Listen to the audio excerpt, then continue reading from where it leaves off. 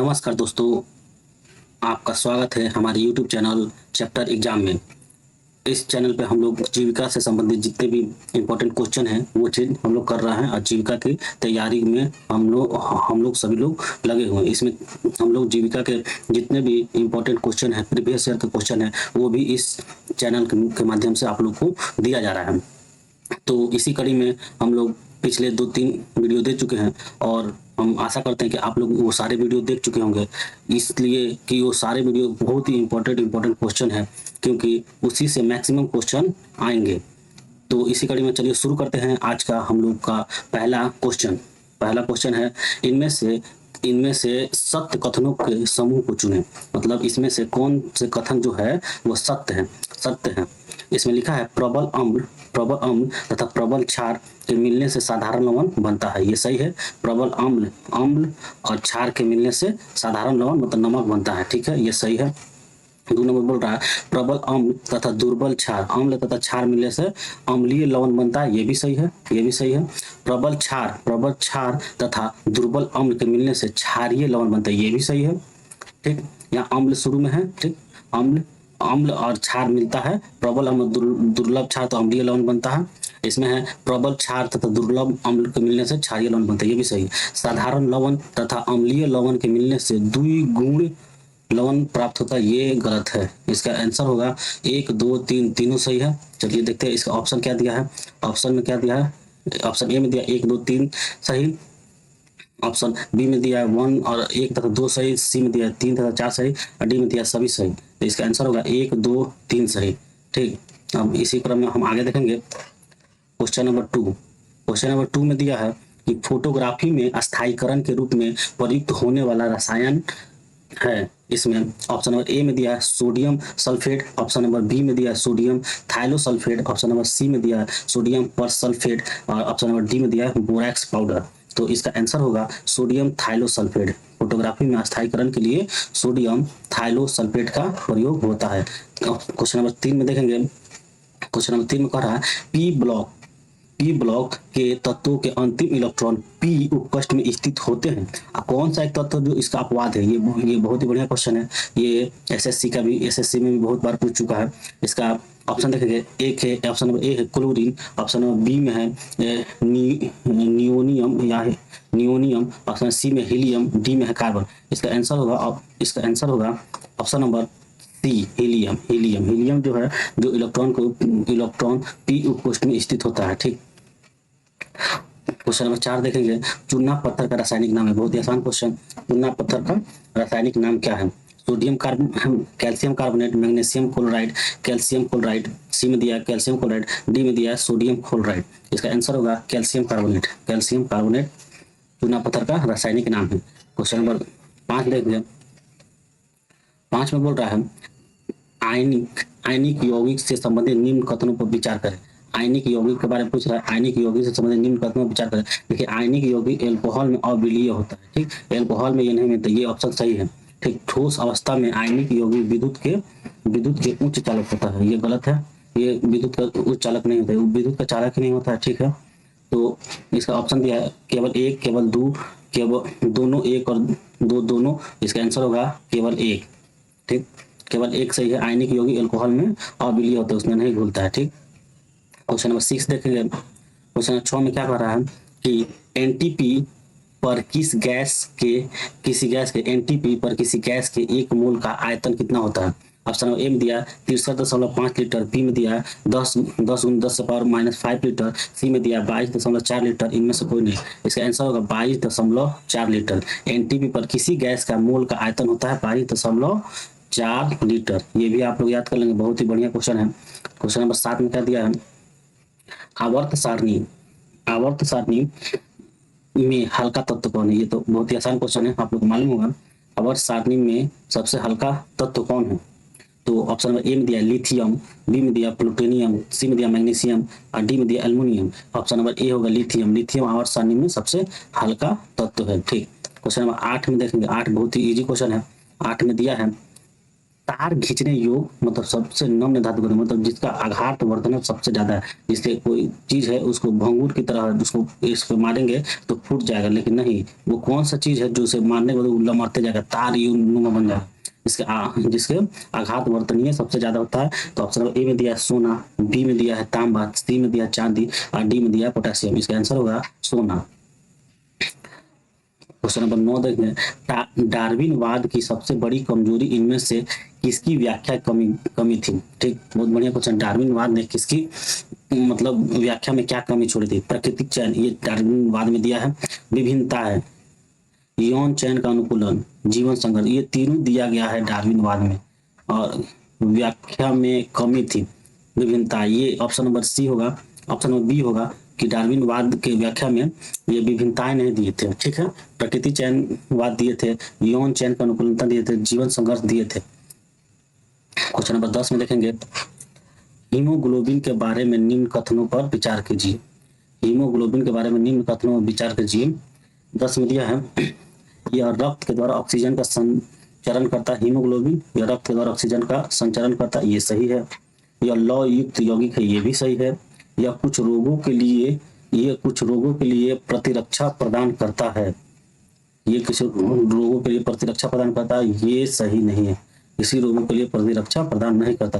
यह रक्त का लाल रंग उत्पन्न करता है, ये भी सही है। अब ऑप्शन देखेंगे, ऑप्शन में क्या दिया है, 1 तथा 2 सही गलत, 1 तथा 2 सही गलत, 1 3 4 सही ये भी गलत, 2 3 4 सही ये भी गलत। ऑप्शन नंबर आपका डी सही होगा, 1 2 और 4, 1 2 और 4 सही। ठीक, और क्वेश्चन नंबर आगे क्वेश्चन देखेंगे, क्वेश्चन नंबर 11 देखेंगे। 11 में कह रहा है कि सही सुमेलित कीजिए।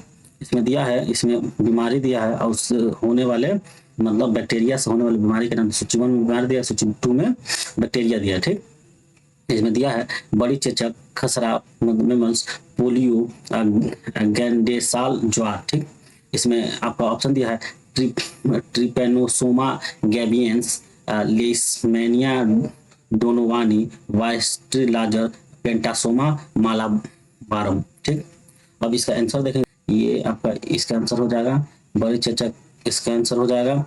और पोलियो रोग ट्रिप्सोमा गैबियंस के कारण होता है। लास्ट ये बच गया गैंडेसाल ज्वार, ज्वार जो होगा लाइसोमैनिया डोनोवानी के कारण होता है। तो ऑप्शन मिलाएंगे, पहला का 3, तो ऑप्शन नंबर सी में दिया है पहला का 3, दूसरा का 4, तीसरा का फर्स्ट और चौथा का 2। ठीक, क्वेश्चन नंबर आगे क्वेश्चन देखेंगे, क्वेश्चन नंबर 12 में क्या दिया है, भोजन के साथ शरीर में पहुंचने वाले रोगाणु कैसे नष्ट किए जाते हैं। ये बहुत ही आसान क्वेश्चन, पिछले वीडियो में भी ऐसा क्वेश्चन आ चुका है कि दांत से चबाकर, ऐसा नहीं है।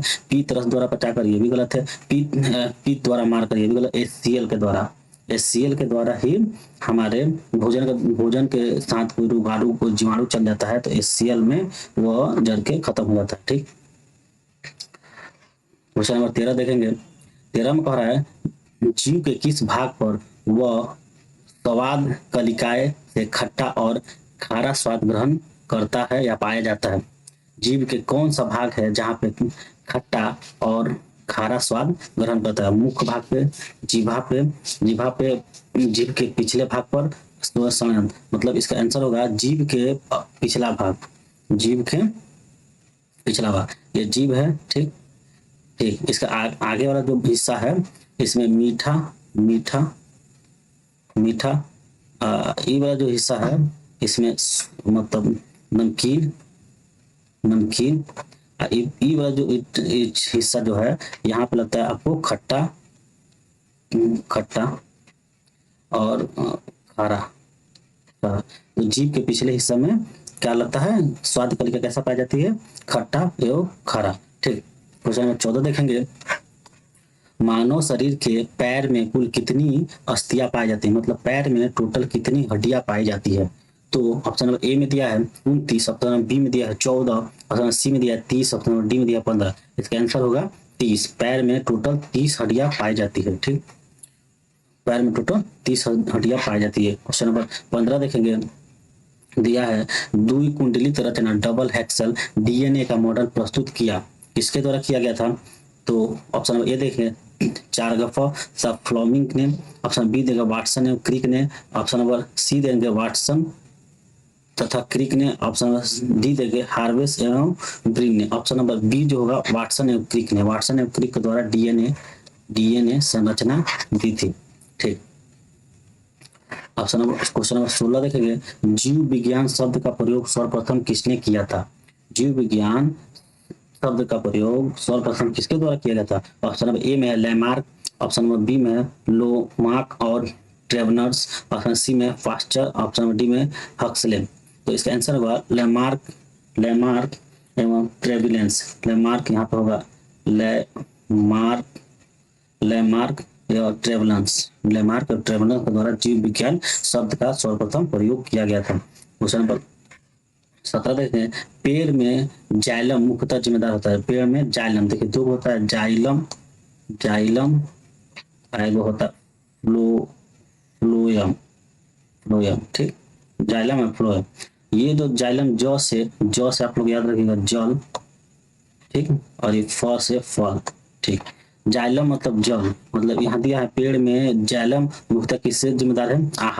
आहार रस ले जाने में ये फ्लोएम का काम है। अमीनो एसिड वहन करने में ये गलत है, ये भी गलत है। जल वहन करने में, इसका ऑप्शन होगा जल वहन करने में, ऑक्सीजन वहन करने में करने के लिए इसका आंसर होगा जल वहन कर। जाइलम जल के लिए, फ्लोएम फल के लिए, मतलब उसको आहार के लिए, फल या आहार के लिए। ठीक, अब हम लोग क्वेश्चन नंबर 18 देखेंगे। 18 में क्या कर रहे हैं, किस स्थान पर भागीरथी तथा अलकनंदा मिलकर गंगा बनाती है? ये बहुत ही आसान क्वेश्चन है। कर्णप्रयाग, देवप्रयाग, ऋषिकेश, गंगोत्री। देवप्रयाग में भागीरथी और अलकनंदा दोनों आपस में मिलती है। कहाँ पे? देवप्रयाग तो यही से गंगा नाम निकलता है। ठीक है। 18 क्वेश्चन नंबर 19 देखें, भारत में सबसे ज्यादा रेशम का उत्पाद कौन सा राज्य करता है? भारत में सबसे ज्यादा रेशम का उत्पाद कौन सा राज्य करता है? ये भी बहुत बढ़िया क्वेश्चन है। असम नहीं, महाराष्ट्र नहीं, कर्नाटक में सबसे ज्यादा रेशम का उत्पाद किया जाता है। कर्नाटक में सबसे ज्यादा रेशम का उत्पाद किया जाता है। ऑप्शन नंबर 20 देंगे, भारत में सबसे ज्यादा राष्ट्रीय उद्यान मतलब नेशनल पार्क सबसे ज्यादा कहाँ है? नेशनल पार्क भारत में सबसे ज्यादा कहाँ है? ये राजस्थान में नहीं है, उत्तर प्रदेश में, मध्य प्रदेश, कर्नाटक। मध्य प्रदेश में सबसे ज्यादा राष्ट्रीय उद्यान है। ठीक, आप लोग लगातार क्वेश्चन को देख रहे हैं। क्वेश्चन में जो क्वेश्चन आपको याद है बहुत बढ़िया है, और जो क्वेश्चन आपको याद नहीं है, लग रहा है कि नया है, तो आप कॉपी कलम लेके जरूर बैठे और वो क्वेश्चन को आप अपने कॉपी में नोट डाउन जरूर कर लें। इससे क्या होगा कि आपका तैयारी भी सुदृढ़ होगा, और अगर परीक्षा का जब समय नजदीक आ जाएगा तो आप वीडियो से ज्यादा उस कॉपी को देखकर अपनी परीक्षा को और मजबूत बना सकते हैं। 21 में दिया है क्वेश्चन नंबर 21 में, भारतीय वन जीव संस्था कहाँ पर स्थित है? देखिए, वन जीव संस्था जो है भारत के देहरादून में स्थापित है। चंडीगढ़ में नहीं है, भोपाल में नहीं है, देहरादून में स्थापित है। ठीक, क्वेश्चन नंबर 22 देखेंगे, भारत के शक राष्ट्रीय पंचांग का पहला महीना कौन है? शक राष्ट्रीय पंचांग का पहला महीना हमारा पहला ऑप्शन है चैत्र, बैसाख, फागुन, जेठ। तो आपका आंसर होगा यहाँ पे चैत्र। पहला मतलब शक राष्ट्रीय पंचांग के अनुसार पहला महीना हमारा चैत्र होता है। ठीक, 23 नंबर क्वेश्चन देखेंगे, सूर्य तथा पृथ्वी के बीच में चंद्रमा के आने से होता है। सूर्य यहाँ है, मान के चलिए सूर्य, ये है मेरा अर्थ, ये अर्थ, इसके बीच में अगर चंद्रमा आ जाए तो पृथ्वी पे रोशनी आना बंद हो जाएगा।